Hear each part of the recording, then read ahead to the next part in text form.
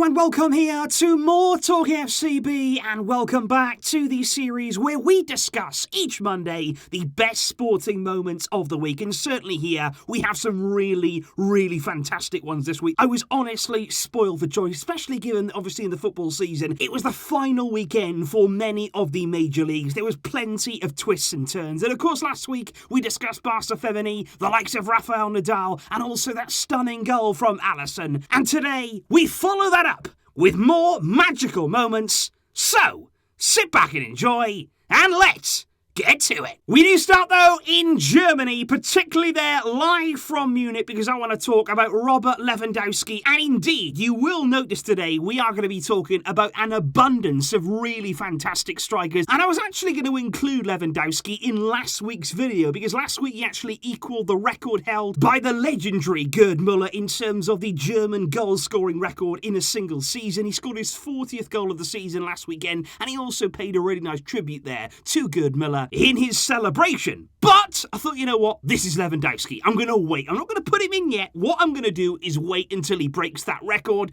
And rather inevitably, this weekend, Lewandowski broke the record there, which had stood for 49 years. And he did it in the nick of time. In the 90th minute there, Lewandowski scored to become the player to score the most goals ever in a Bundesliga season. 41 goals this campaign for him. And honestly, it's been an incredible season. And not just an incredible season, it's been such a brilliant spell for Lewandowski over the past few years. He has been at the top of his game. And I think, to be honest, he would have broken this record much sooner. He would have gone even beyond that 41 goal mark if it hadn't have been for that injury that did keep him out for a little bit of the season. And I just thought there, to kick us off in these best moments, Lewandowski deserves his spot. Up next is another familiar face, and actually following straight on from Lewandowski, we do move on to the man who's really been vying for that best number 9 role over the past 10 years or so. It is indeed Luis Suárez. We move to Madrid because, of course, Suarez and Atletico enjoyed a stunning weekend in La Liga. They were crowned champions, and I think in the end you've got to say, probably deservedly so, that they were the ones in the end to lift the title, and Suarez was a huge part of that. And I think it was nice to see the emotion, the genuine feeling that, you know what, Suarez has gone there, he's proven himself, he's done it, he's shown the world what he could do, and you could see the emotion pouring out. He of course scored the match winners in both of Atletico's final games of the season, and you could see at the end of that game, when it was all done, when it was all sealed, he broke down in tears first of all. In his interview after the game, he spoke about Atletico Madrid appreciating him, making him feel wanted, actually giving him the chance there to prove that he could still do it at the very top level. And indeed the really special moment came on the field at the end. He was left on his own, he was out there, and he was just there with his phone, video calling with his wife, with his children. He said they'd all been through so much during the last year. His exit from Barcelona, the way that he was treated by Bartomeu in particular, it hurt, and he really has hit back in the only way that Suarez knows how, celebrating there with the Atletico fans who love him right now. And it is still a bit strange to see him there celebrating in the colours of Atletico Madrid, but like I say, seeing him happy, seeing that emotion, I know many of us feel as though he deserves that. Up next though, we cross from Spain over to America, because I've got to say, I really do always enjoy the NBA playoffs. Obviously the regular season is very exciting too, but particularly when it comes to the playoffs, the excitement, it just goes to another level. And in particular there, those final moments of the game, when you know it's basically score or you go home. It is such fine lines and fine margins at those stages of the game, and that's exactly what happened, and that's the kind of moment here we are going to discuss back on Wednesday night, because the Lakers there went up against the Warriors, and that matchup in particular, I think that drew a little bit of hype, didn't it? I think we've all enjoyed over the years brilliant rivalry that it has been between LeBron James and Steph Curry. Of course, you remember when Golden State were at the absolute peak of their powers, they were destroying absolutely anybody, and the only real man, the only real team who stood up for themselves, it was LeBron James there leading the Cleveland Cavaliers. And so that's why the matchup between those two is always very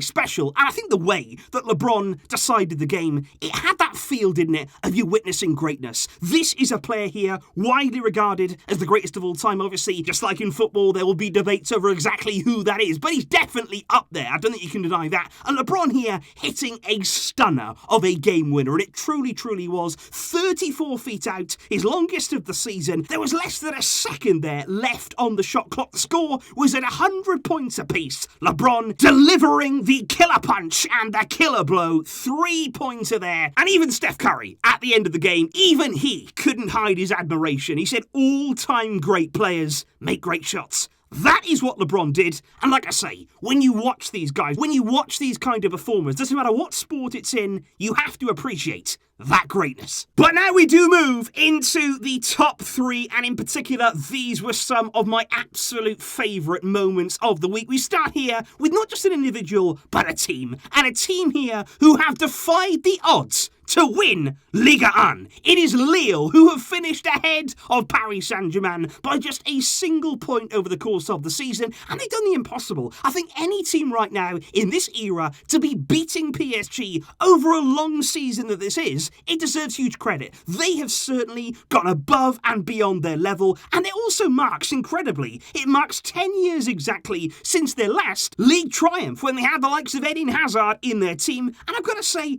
not much has changed when it comes to Lille. They are still a team who are working against the odds, who are trying to find these deals in the transfer window to really make them punch above their weight in many ways, to finish above PSG. It is the amazing work of Christophe Gaultier. He has been outstanding this season as the coach of Lille, but also you've got to give credit there to the sporting director for much of that season, Luis Campos. He has worked absolute miracles on the transfer side of things, because you think about the players that Lille have lost over the past few seasons. You've had the likes there of Nicolas Pepe, huge money that was there to take into Arsenal. Exactly the same for Gabriel, the centre-back. He left, of course, last summer. You've got the likes then as well. They've had to replace strikers. Victor Osimhen has gone to Napoli. Rafael Leao has gone also there to Serie A with AC Milan. And they have actually not only replaced these players, made a huge profit in doing so. And they brought players in like Yilmaz, coming in there, 35 years old and a free transfer, but he's proved to be a brilliant signing. They've made it work there. He's been the perfect strike partner for somebody like Jonathan David, an emerging talent, somebody there who needed a bit of guidance. He's taken a little bit of time to get going, but once he has, absolutely fantastic. He scored there in that title-clinching game. You got players as well, like Renato Sanchez, somebody who looked like a lost cause. He went to Bayern, maybe a bit too soon in his career, went to Swansea, didn't do anything at all, but they have brought that talent and all of that quality back to life. And somebody at centre-back they brought in, Sven Botman. He is already being linked to lots and lots of clubs there. A big player at centre-back with huge potential. And Lille, honestly, as an example of how to run a club, how to go about your work, and how to defy the odds, they have ticked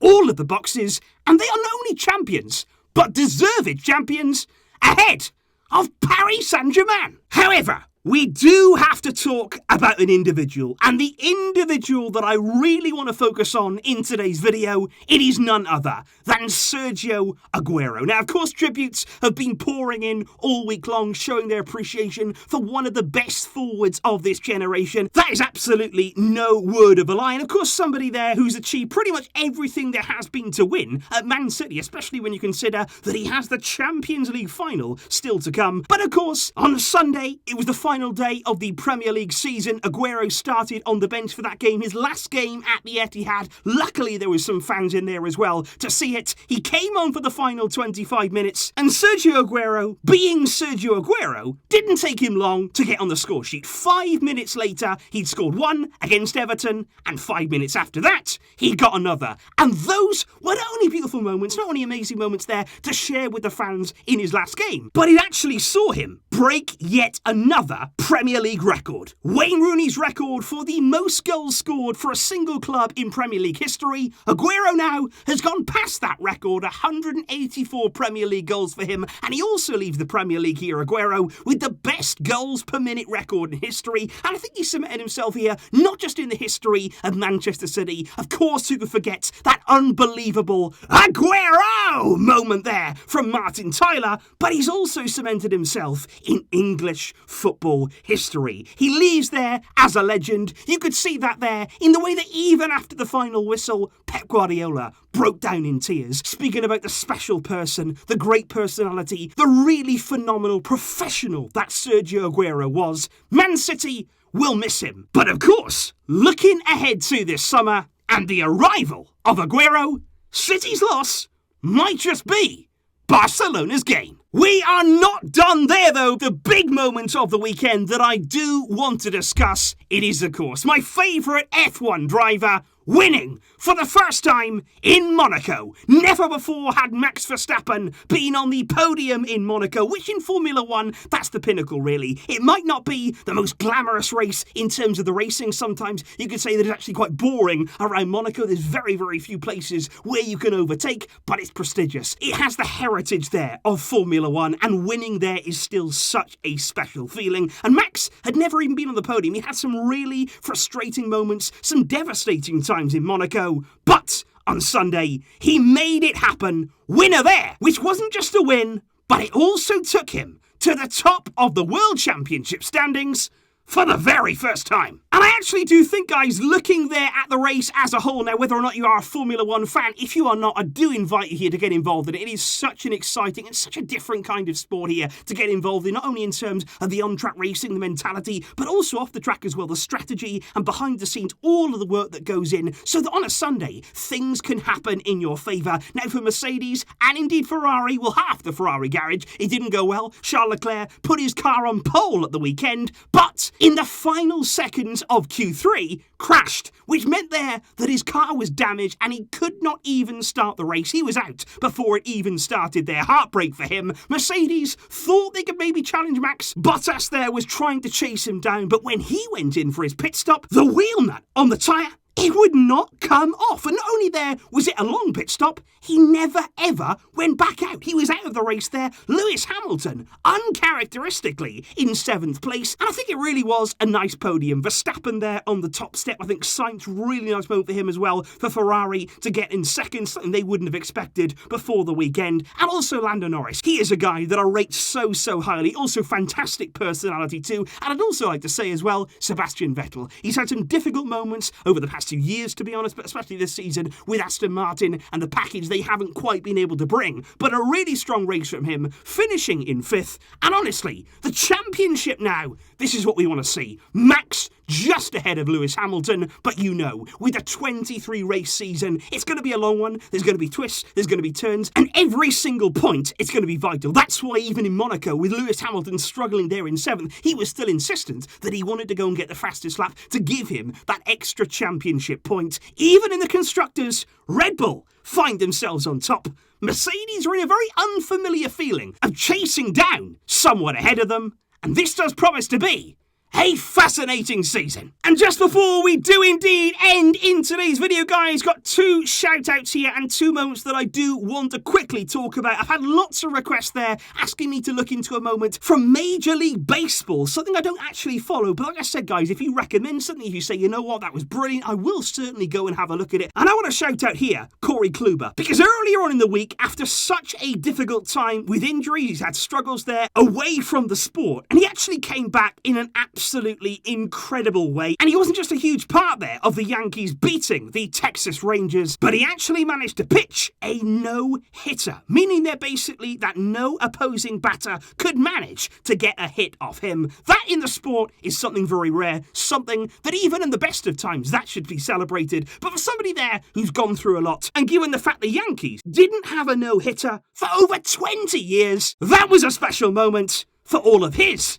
and the Yankee fans. And just finally, as well, I want to give a big shout out to Dani Alves, who may indeed be 38 years old now, but that does not mean that he's slowing down, because the timeless magician added a 41st trophy to his personal cabinet on Sunday, winning a trophy there with Sao Paulo, their first it was since 2012, further confirming Dani Alves' place at the very top in terms of trophies won, in terms of the most decorated player ever. That lies with the Brazilian, and believe me, looking at the way he's still performing and the way that he goes about his work, he's shown no signs at all of stopping yet. So those there, guys, were indeed my favourite sporting moments of the week. This was certainly a bit of a longer episode than the first one, and as always, guys, I am open to your feedback. If you did enjoy this video, once again, please do give it a like on this particular series. It really does help me to gauge exactly if you are enjoying this kind of content, and of course any feedback in terms of the format of it, in terms of what we discussed and what you'd like to see in the future. And of course, if you want to suggest a moment, if you want to draw my attention to something, please do follow More TalkFCB on Instagram. That's where you can get in touch with me and we can discuss these wonderful moments. Please let me know all of your thoughts down below. What did you enjoy over the past week. And of course, I will see you soon. But until next time, as always, Vishka El Barça.